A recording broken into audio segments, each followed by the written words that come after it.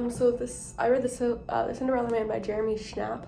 I don't know. I looked it up on Google how to say it, and it left me confused. It's about mostly James J. Braddock's life and the fight he had with Max Bier, and how that affected the boxing community and history to this day. It starts in 1905 when James is born. It doesn't start the book off like that. It starts the book about him on a fight. It starts in Queens, New York on June 14th, 1934, which isn't when he was born. It was a year before he fought Max Bier. And so the book skips around a lot. It jumps times, it goes back in time. It's really just kind of all over the place.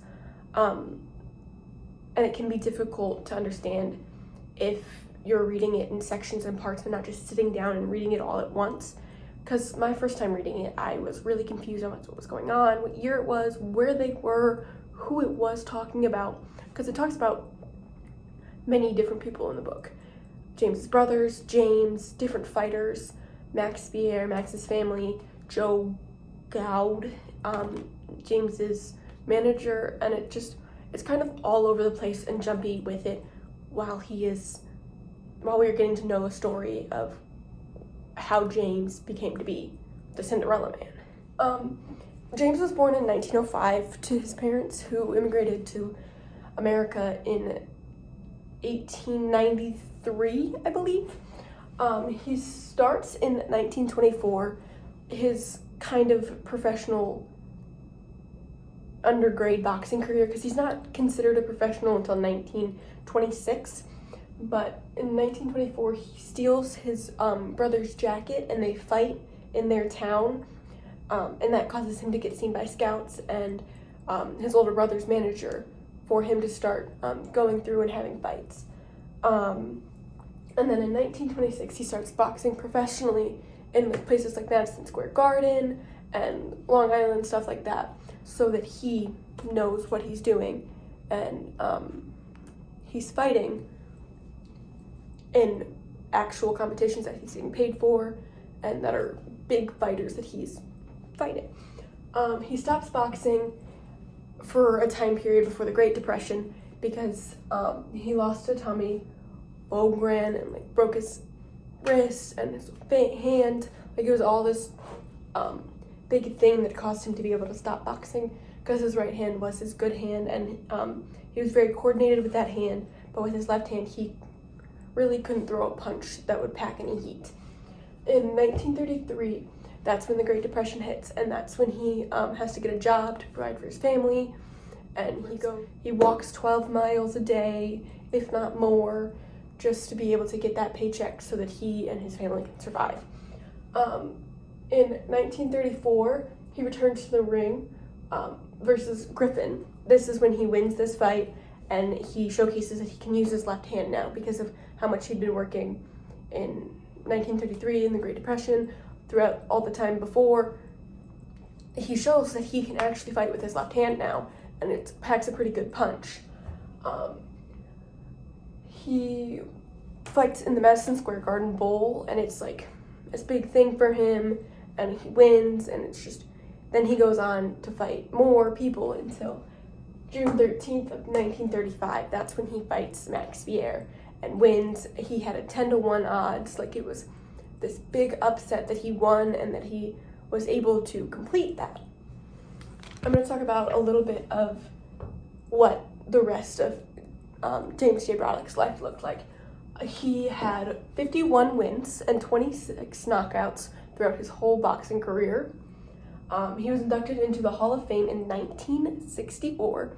He died in 1976, so there's a good possibility that our parents' parents, people around us knew who he was and possibly was able to see him in a fight. His last fight was in 1938. So you, Mr. Simmons, were not alive then, so you wouldn't have been able to see him in a fight. But your parents, your grandparents, your great-grandparents probably could have been able to see him or hear about him on the radio, because radios were a big thing back in the 1920s and the 1930s. He went 15 rounds against Max Bier, which is insane because normally you see boxing and it's 12 rounds maximum, and they have the 3 knockout rule. Like, boxing back then didn't have any of that. Max Vier, in August of 1930, killed a man named Frankie Campbell, and that affected Max's boxing career for the rest of his life. Back on to James. He held the world heavyweight champion from June 1935 when he beat Max Vier to June of 1937 when he lost that. But he continued fighting for a year after that, which he was probably fighting to get back to world heavyweight champion, but he never got that. When he quit boxing, the boxing commission refused to license him twice before he could start boxing again, which is insane because we now know him today as a great boxer, and we look at him and it's just strange that if the boxing commission was never to reinstate him, that we wouldn't have had this book, this history, all of these things that just made boxing what it is today. Some important places that were for Max and James. I'll go through Max's first. Max was born in Omaha in 1909 to his mother and his father, but he mostly fought in San Fran. St. Joseph Hospital is a big thing in his boxing career because that is where Frankie Campbell died, and there is his son talked about how Max never got over that. He used to cry about that all the time, and it's a big thing. It's caused Max to doubt himself in certain fights, that he wouldn't hit another boxer again until that boxer showed that he could take it, that he could stand there and look like he was not going to fall over or potentially be damaged in any sense. Important places for James. There's a lot more in the book because it is a book about him, and there's a lot more places that I've read about so far that just show that he was the main person and he fought a lot. Like, he was a big person for this. He went to St. Joseph School in North Bergen for his school career, but he dropped out fairly quickly to get a job because he wasn't very scholarly. Like, he didn't do school well.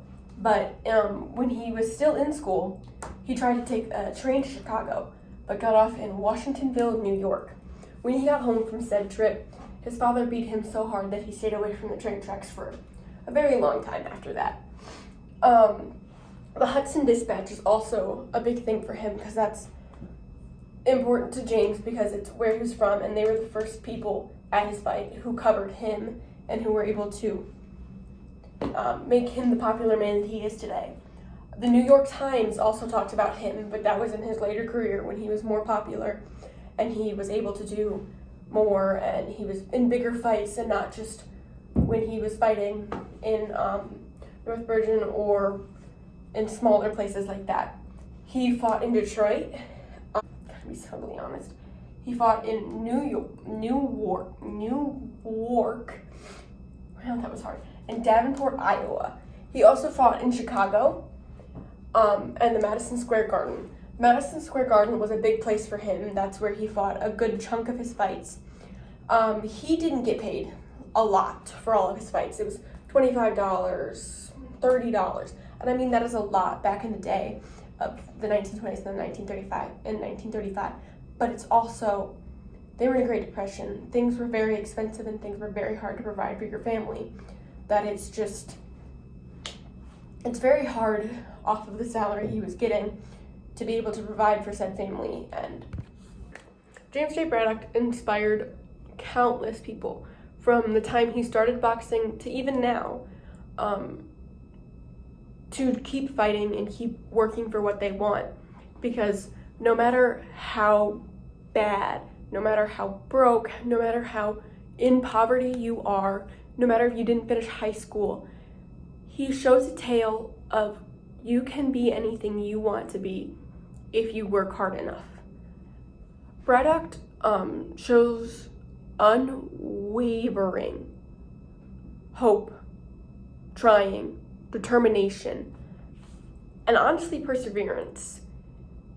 He was in a very large family in a very small place in New Jersey. They didn't have a lot, but he took that and he took the experiences he got from when he was a kid and brought them into the ring and brought them into his life, and how he continued to become the man that everybody knows today. He inspires people and shows that everybody has the potential if you just have enough motive and encouragement to get what you want. I think The Cinderella Man is a great book for people who want to learn about boxing and to learn about how boxing is different back in the 1920s, the 1930s, the 1940s even, to now, and why some of those things changed and why some of the things that we now have today didn't exist then, besides just technology being the answer. I think it's a great book. It's nothing like the movie that came out for it. Jeremy did a great way of portraying everything that happened in his life and the way that he became who he is and who everybody knows him to be. Overall, I think that honestly, we should read it in schools when we're learning about the Great Depression in the 1920s and we're learning about Gatsby and stuff like that. Like, it just shows everything encompassed together without having to make it a sappy love story.